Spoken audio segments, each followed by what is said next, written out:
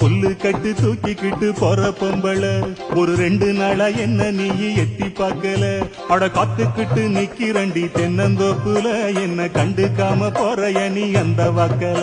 அட காத்துக்கிட்டு நிக்கிறண்டி தென்னந்தோப்புல என்ன கண்டுக்காம போறைய நீ அந்த வாக்குல. மல்லு கட்டு நோக்கத்துல வந்த மாப்புள்ள இப்ப சுத்தி சுத்தி ஆடி இருக்கு இந்த தோப்புல. மல்லு கட்டு